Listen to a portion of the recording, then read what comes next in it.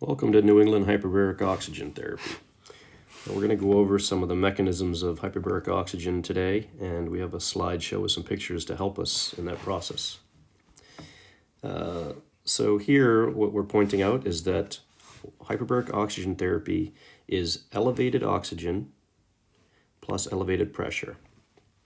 Okay, and so when we have increased oxygen and we increase our pressure, we have tremendous healing benefits, which we're going to go over more.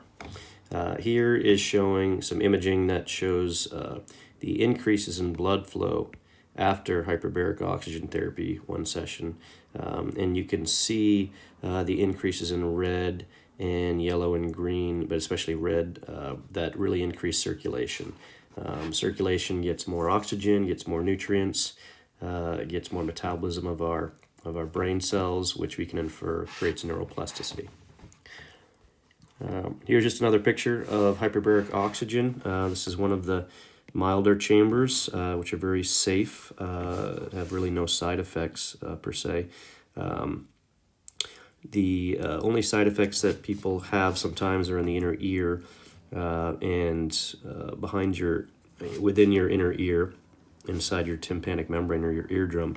There's usually a little air sac for people. That's kind of where air bubbles get built up, and as pressure increases and that little bubble decreases in size, what happens is it kind of tugs on your tympanic membrane here and just kind of gives it a little irritation, but goes right. It's only for a few people. This is not a common thing, but it happens, and all you do is clear the airway and get the oxygen out, or get the pressure out in there, and it works really well. So hyperbaric oxygen therapy has two major mechanisms of action that we can look at. One of them is the increase in oxygen within our circulation, and the other is the modulation of gene expression. Okay, and they both are equally important. They both rely on each other, but when we look at hyperbaric oxygen with the increasing oxygen concentration, what we're doing is we're getting more oxygen into all the fluids of our blood, the blood plasma, cerebrospinal fluid, and the lymphatic tissue and fluid, and that's as a direct result of the increasing pressure. The gene expression relies on some of that increase in oxygen to occur, as well as the increase in pressure, creating changes in the way that our DNA codes for proteins, or like the blueprints of all of our hormones and cells and tissues. So what happens is we get really long-term effects from the gene modulation with hyperbaric oxygen. We're going to go over that a lot more, and that's going to clear up a little bit more for us. But really what I want you to understand is just that the gene expression that occurs with hyperbaric, which is well established, and also the increase in oxygen in all the fluids of our tissue.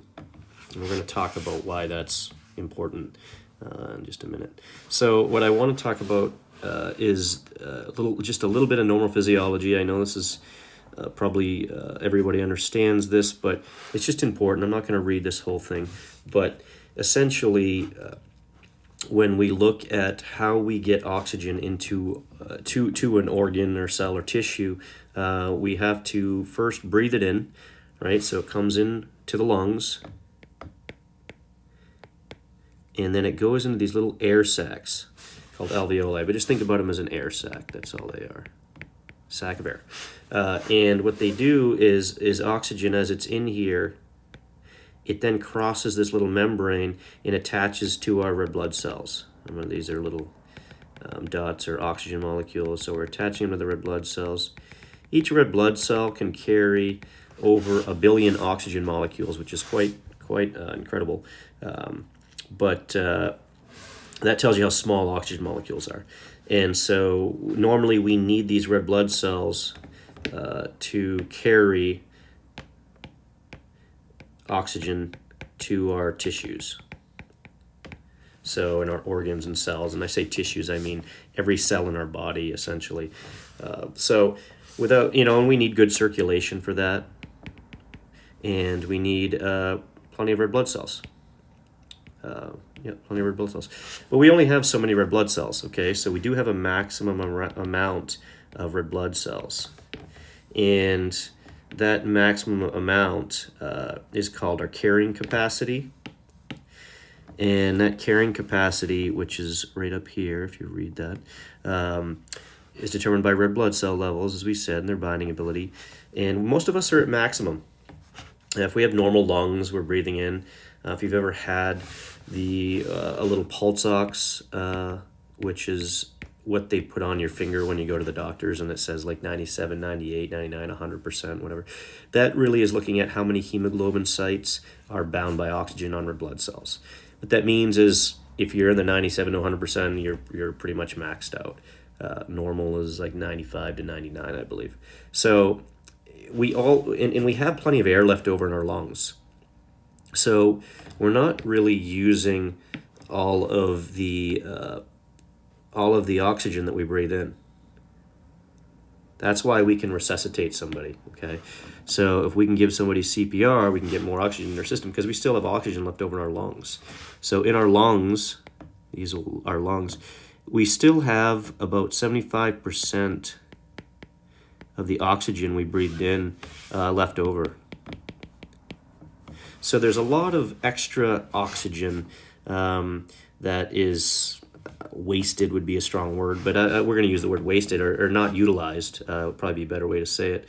And that's pretty important because we'd like to use it, and we actually can use it with what we're going to talk about today, obviously with the hyperbaric oxygen therapy, because we're actually able to get more of that extra oxygen out and put it directly into the plasma, or the fluid. I'm getting a little ahead of myself, but the fluid of our blood instead of needing red blood cells, which is really cool. And because there's no other way to increase our red blood cell count other than with drugs. Erythropoietin is a drug that increases. That's what Lance Armstrong used illegally. And Olympic athletes train at high altitudes to kind of increase a few red blood cells. It's more of a physiological response. But normally, for most of us, we just don't have any options for that. But hyperbaric oxygen does allow us to have that, which is really cool and exciting, and that's what allows us to do what we want to do and heal, which is what we're talking about today. So here we see, and like I said, I got a little ahead of myself, but under hyperbaric, something happens which is really important, and it's physics, it's physiological, but it's physics. It's Henry's law of gases. As pressure increases, as we increase pressure, we directly increase the ability for a gas to dissolve into a liquid. So for oxygen to go into our plasma, or cerebrospinal fluid, or lymphatic fluid, but especially the plasma, okay? And the plasma is what you see in this picture, well, either one of these pictures, but that's what you're seeing everywhere that's not a red blood cell. So these are red blood cells. Everywhere else is plasma. All of this squiggly lines, and actually over 50% of our circulation is plasma. So we have a lot of real estate there, and it's carrying hormones and proteins and stuff, but there's really plenty of space to use.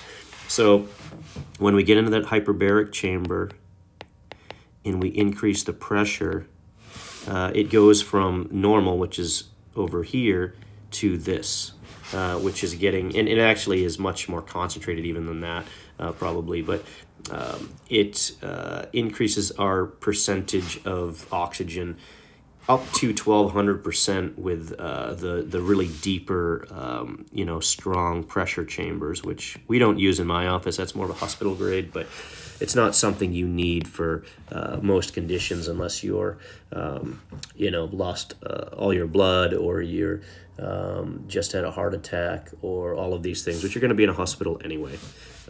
So that's a lot of increase, which is really cool. So that's really important. So oxygen comes through our lungs and it dissolves directly into the plasma. And so it goes directly into that fluid like we talked about here, right? So instead of only being carried by red blood cells, as we said here, it now is carried also by plasma. So we have now two mechanisms to carry oxygen, which really, sorry for the handwriting here, I'm drawing on this thing. So we really increase our ability to get oxygen to our tissue. And also, like I said, each red blood cell can carry 1 billion oxygen molecules. So these oxygen molecules are really tiny. Normally, of course, you wouldn't be able to see them really here. And so what happens is they can get deeper and farther into your tissue, and they can squeeze through areas that red blood cells can't, like narrowing of blood vessels for varying reasons. And red blood cells kind of can't get through there. They get kind of clumped up. So we can still get lots of oxygen into those areas, and that allows us to heal. And it supersaturates our oxygen, our bloodstream. And then oxygen makes energy, right? So that oxygen turns into energy, which turns into whatever we need it for, healing or growth, all of these things. So we kind of look at this. We've talked about a few of these things already, how many red blood cells, how many oxygen molecules a red blood cell carries. You have high oxygen concentrations in the blood plasma. But what we didn't talk about is that encourages it to be pushed deeper into our tissues as we go from high concentration to low concentration in the diffusion gradient. So the oxygen in our plasma actually goes farther into our tissue than normally does with red blood cells, because there's such a concentration here in science or just physiology. Things always want to go from high concentration to low concentration, so they get pushed farther into your tissue. So they actually get deeper than normally would. And also, of course, the pressure that is increased within our vessels and all these things actually pushes stuff in and out of our tissue more. So we're actually pushing blood flow, or oxygen, deeper into our tissue and nutrients. And we're also pumping our waste from our tissues, metabolites, toxins, into our bloodstream to excrete. So into our lymphatic system, lymphatic fluid too. So we're getting detoxification, which is extremely important, and something that hyperbaric really helps tremendously with, because it's actually pushing stuff in and out. You can do a lot of things to help with detox, but this is one of those methods that really just gets it in and out, gets it moving, which is really important. And so that's how hyperbaric oxygen therapy works on the elevated oxygen side of it. And, of course, we said that it makes energy, which creates healing and growth and rebuilding. And, you need energy for anything. It's the gas. It's the thing that gets us from one point to another, so we need it. But the other aspect, the other mechanism that we haven't talked about too much yet, but is the genomic changes that are impacted by the high oxygen, and also the pressure changes. And what happens is that when we increase oxygen, every organism is from algae to human beings is susceptible to pressure and oxygen gradients and changes.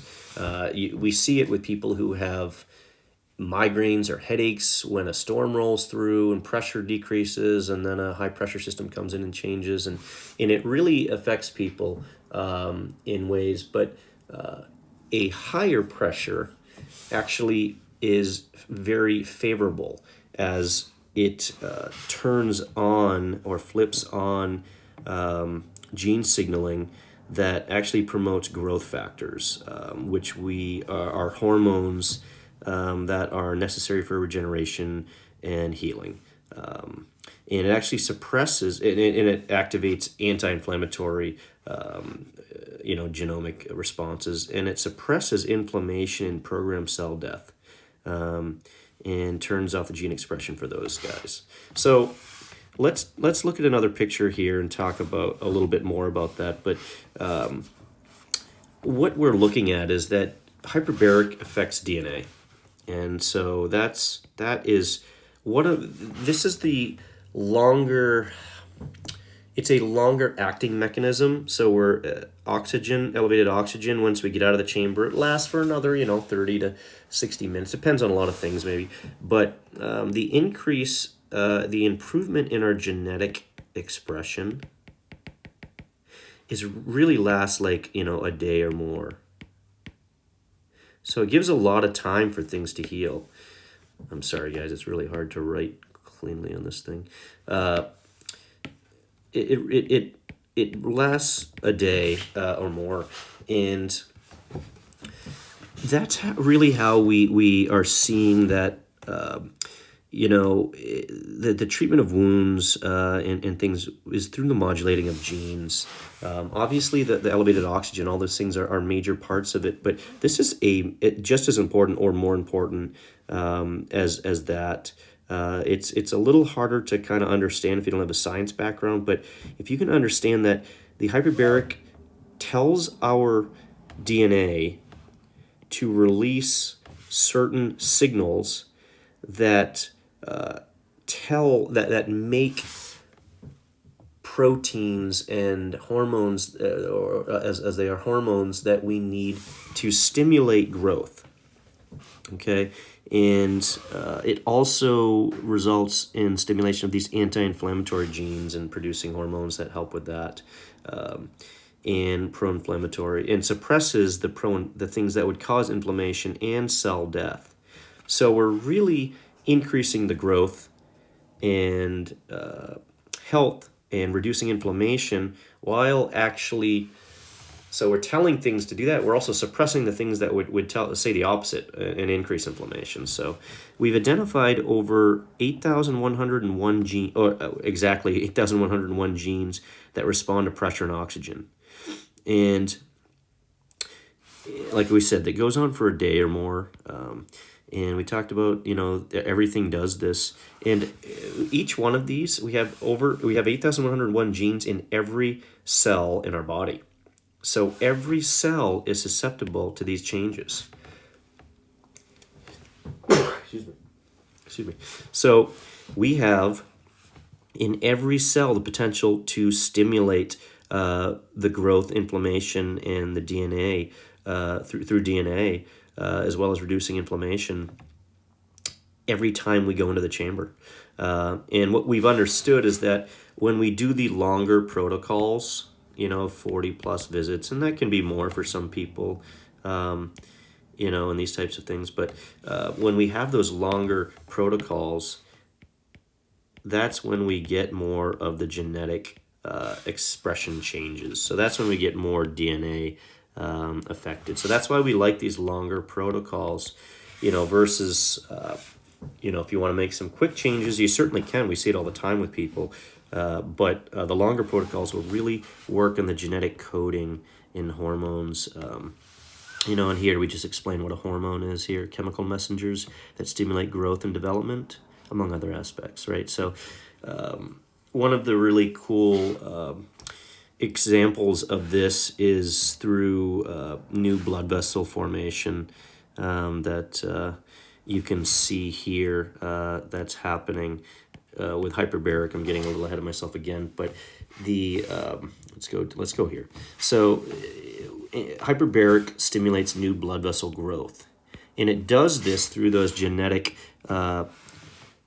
activations that stimulate these vascular endothelial growth factors and these endothelial progenitor cells. Basically, these growth factors that give the the signals and everything needs a signal, right? You need to turn something on for it to do that. So it gives us signals and the right messages to bring everybody together to build these new blood vessels. So we actually get new blood vessels to carry oxygen the old-fashioned way through red blood cells for long-term changes.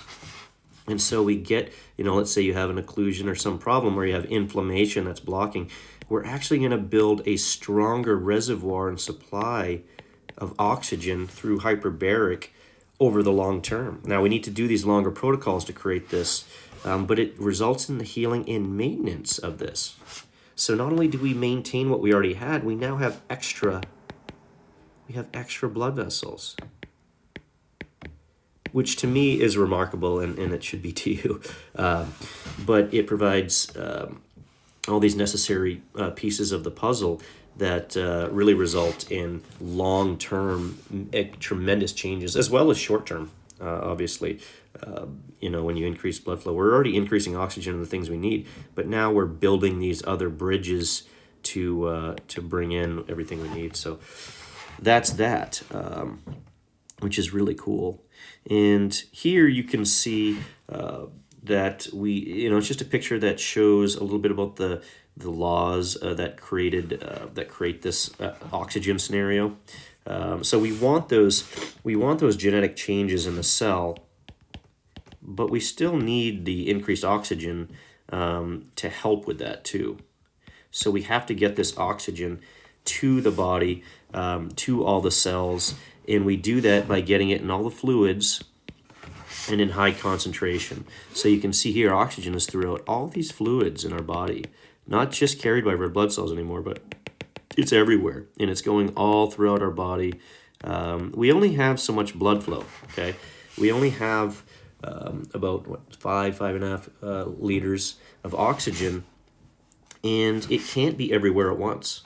So in order to get the amount of oxygen that we need, we have to pump it one place over another. Let's say if we're throwing something, we need to get it to the arm, we need to stabilize our thoracic, we need to get some to our legs to brace, we need to get some to our brain to coordinate it. And so, what happens to the extra oxygen, right, in other places? So with hyperbaric, we get to have it everywhere. And so it's doing this all at once. And it's doing that because it was able to dissolve into the plasma. Little reminder there. That was Henry's law. That's this one. And then it actually shrinks the molecules. So in allowing it to, bypass these membranes, and that's Boyle's law. So those aren't really important for you. It's just interesting to me, but it just gets more oxygen in so that we can heal. And that's what you need to remember. And it does that through the genetic changes, and it does that through those increases in oxygen that creates energy. And for you science people, that's ATP, right? And you knew that already. But here's another picture. This just shows the brain being hyperoxygenated, supersaturated, which is a lot of the work that I do and really important in anything, any neurological conditions and any function. This is happening throughout your entire body, of course. Remember that, every cell. But it's happening also in the brain, and that's important to just understand, as opposed to just kind of being carried here and through the circulation. And if there's circulation issues, it might not get there as well.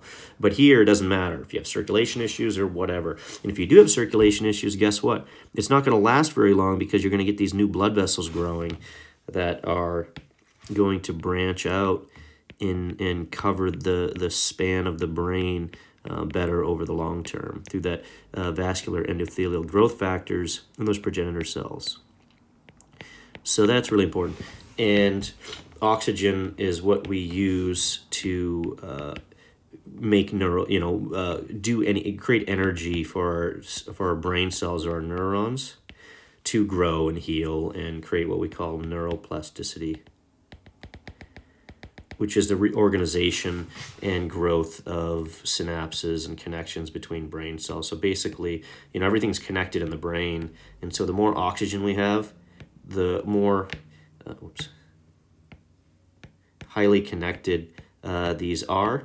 And that means faster transmission of signals, which means more accurate information, faster processing, basically just a healthy brain.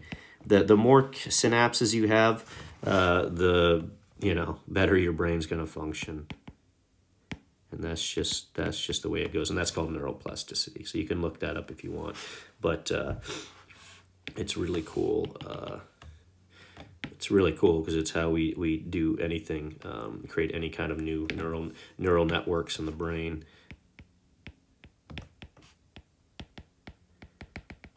I love the video. If you just search neuroplasticity and Centus in YouTube, there's a great video that describes neuroplasticity. It's like how we change, how you learn anything new. It's basically learning in the brain or change. And it's neither good nor bad, right? You can learn bad things, you can learn good things. You just want to direct them the right way. Here's a cool picture of after 40 treatments of hyperbaric, right? So that means we've had plenty of time to have oxygen create the healing that we want, and we've also had plenty of time for the increase in pressure and the increase in oxygen to create those DNA changes, right? And the signaling changes to release for growth and healing and suppress inflammation, right? So we want to suppress inflammation. But you can see here, the red is blood flow, and greater basically metabolism in that area. And we can infer that neuroplasticity is occurring, right? Which is the reorganization and creation of new neurological connections between cells, strengthening our brain as it improves signaling ability and control over itself in our body.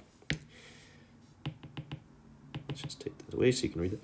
So that is really important for healing in the brain in anybody, whether it's just aging or function or oxidative stress or concussions, TBI, post-viral infections, surgeries. All these, so many things can impact our brain. Dietary, which is the oxidative stress, and things if we're just not taking care of ourselves. So take care of yourself. And here we talk a little bit more about wound healing, but I don't want to go too much into the specifics of it. But you're stimulating all of these things through the genetic expression, right? Once again, it's the DNA impacting these growth factors, and of course you're getting extra oxygen, all that oxygen in, which is creating the energy needed to heal. But you're basically stimulating all stages of wound healing in a really accelerated, really great, efficient fashion. We're stimulating that new blood vessel growth comes in here. Of course, there's the increased oxygen we talked about. We're stimulating fibroblasts, which are creating collagen and reducing scarring. Super important in wound healing. I don't want to block that for you, but the fibroblasts, the collagen factors, and then we reduce scarring. And we get the strengthening of collagen and increasing flexibility as the tissue heals, which is really important with hyperbaric. Stimulates osteoblasts, the expression of growth factors and the formation of new bone, and like we talked about. Decreasing cell damage through acting on the regulators of inflammation and reducing oxidative stress, resulting in anti-inflammatory effect. And that's through that gene expression. And that's the long term. What we haven't talked about yet is that it promotes the differentiation and release of stem cells, which are super important in tissue repair. And stem cells are like blank cells that go anywhere in our body that we send them to, and they just turn into whatever we want them to. So it's like a wild card in Uno or some board game. They can turn into anything you want, and they're really important and they're really great. So the more of these we have, which is promoted through hyperbaric, is really awesome.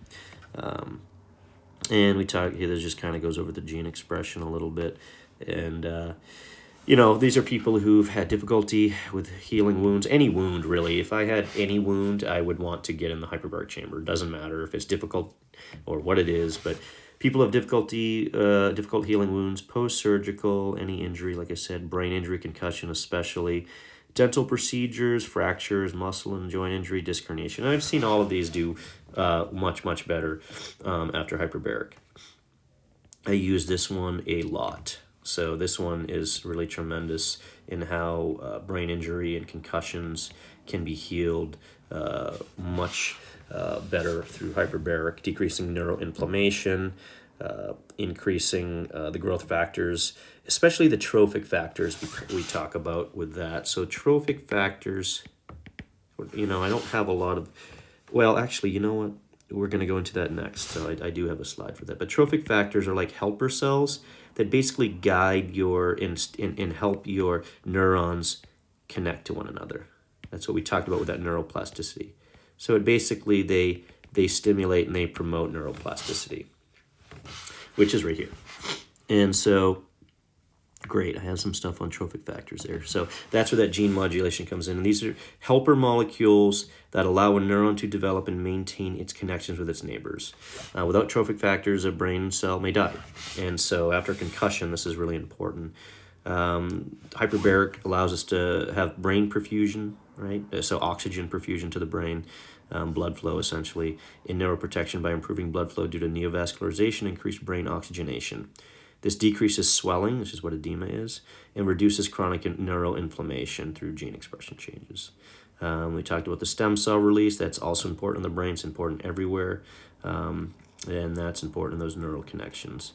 Increases cerebrospinal fluid flow. So hyperbaric actually increases all fluid flow, which is really cool because it includes our lymphatic system, right? That's our detox centers, our lymph. And it's also cerebrospinal fluid flow, and obviously also your blood, right? So we get more circulation in different areas just because of the pressure. But the cerebrospinal fluid flow is really important because cerebrospinal fluid is what bathes your brain and spinal cord, and actually it delivers a lot of important nutrients and actually removes a lot of waste and other materials that can be damaging to the brain if we leave them there too long. Basically, things that can create oxidative stress.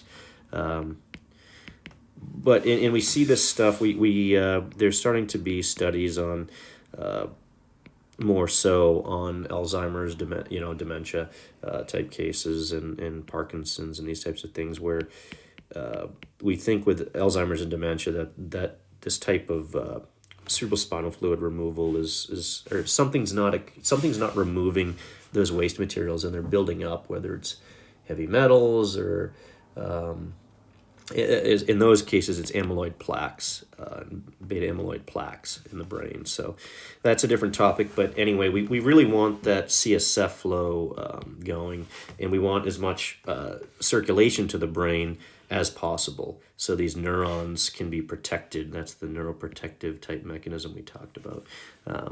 This also, hyperbaric improves the health of our autonomic nervous system, which we're going to talk about just a little bit next.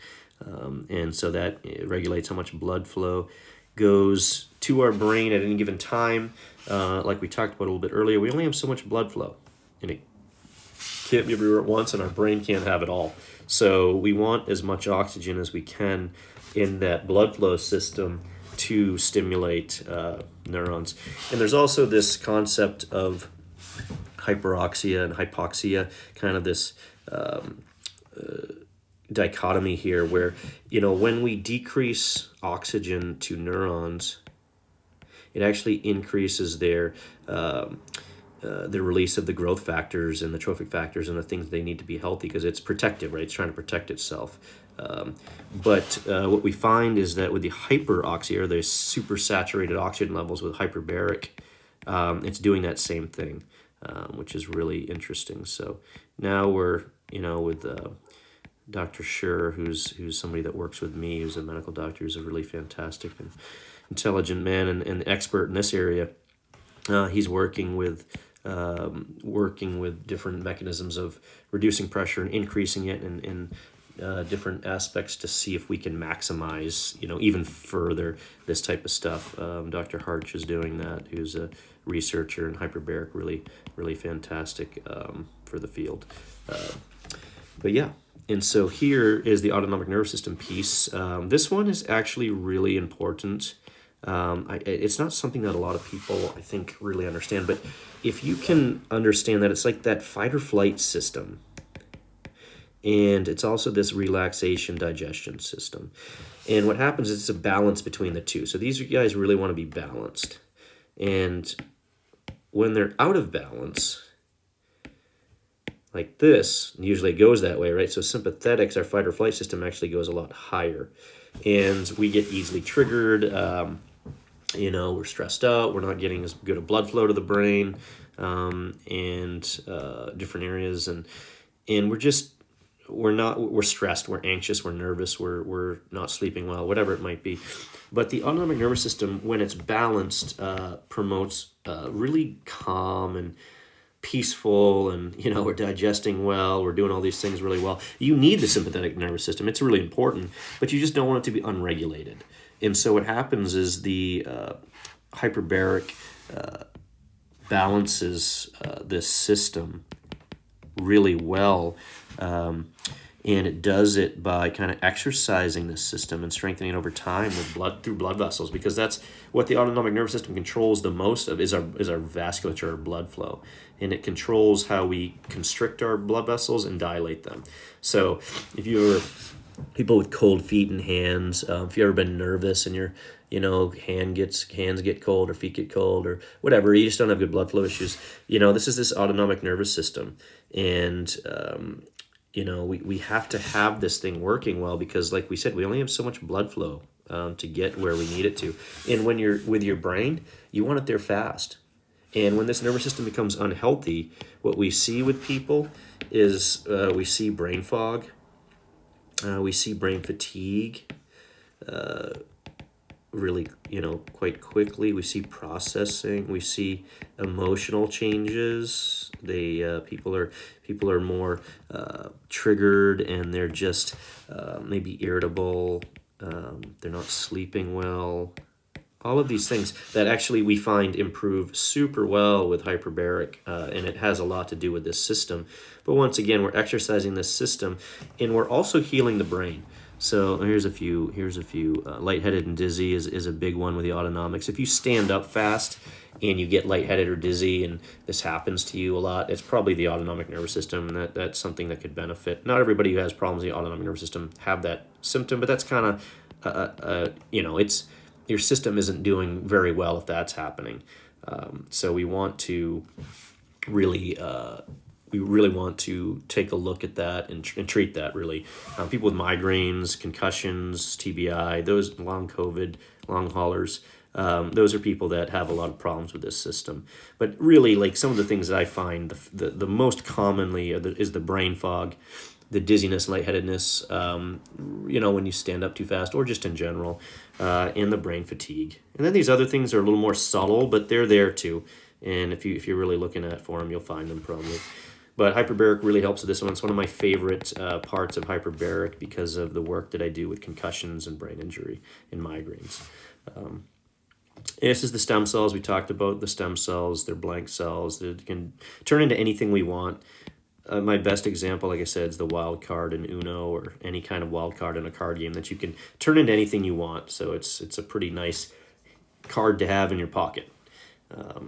In inflammation, we've talked a lot about inflammation, where let's talk about it just a little bit. Acutely, hyperbaric reduces the inflammation really quickly, and this is like as soon as you start getting in the chamber, and it's in the pressure's increasing. This is what's happening. It's constricting blood vessels, reducing the vessels tearing and leaking, and reducing swelling. So it can really reduce injury. Like for people who have brain injuries, really bad brain injuries and swelling, if you can get them in within like 3 hours, the mortality, these people with, like, I'm not talking about concussions, I'm talking about people who've had terrible injuries, the mortality goes down tremendously. I don't remember what the numbers are, but basically with people who've had concussions or head injuries or really any injury at all, concussion and TBI, they're just injuries to the brain, just no different than like if you bruised your arm. They're bruises to the brain. So surgeries or anything, I try to get people in there as soon as possible. It doesn't have to be within 3 hours. That's just an example of a study that was done, but we try to get them in as soon as possible, But it doesn't matter if you don't get in as soon as possible. We can just, it just takes longer, and that's okay. It still heals. This chronic inflammation that occurs, that's really by changing that gene expression, right?